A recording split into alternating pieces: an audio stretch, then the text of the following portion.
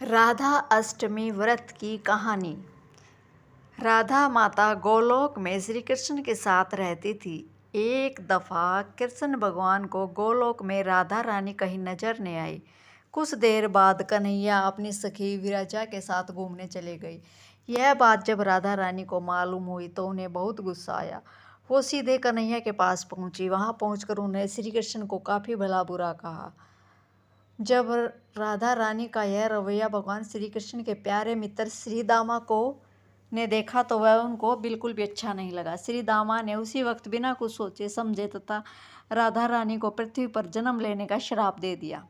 राधा को इतने गुस्से में देखकर कृष्ण भगवान की सखी विरजा भी नदी के रूप में वहां से चली गई। राधा ने श्री दामा से शराब पाने के बाद उन्हें राक्षस कुल में पैदा होने का श्राप दे दिया। राधा जी द्वारा दिए गए श्राप की वजह से ही श्री दामा का जन्म शंखचूड़ दानव के रूप में हुआ। आगे चलकर यही दानव भगवान विष्णु का परम भक्त बना। दूसरी तरफ राधा रानी ने पृथ्वी पर वृषभानु के घर पुत्री के रूप में जन्म लिया।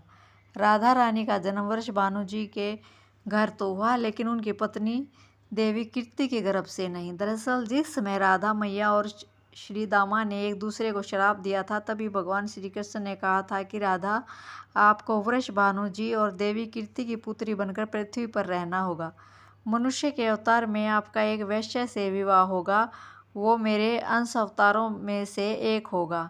इस तरह आप पृथ्वी पर भी मेरी ही बनकर रहेंगी, परंतु हम दोनों को बिछड़ने का दुख सहना होगा। इसके बाद कृष्ण भगवान ने राधा जी को मनुष्य योनि में के रूप में जन्म लेने की तैयारी करने के लिए कहा। संसार के सामने वृषभानु की पत्नी गर्भवती हुई। जिस तरह एक बच्चा दुनिया में आता है, ठीक वैसे ही देवी कीर्ति का भी प्रसव हुआ, लेकिन असल में राधा माता का जन्म देवी कीर्ति के गर्भ से नहीं हुआ था।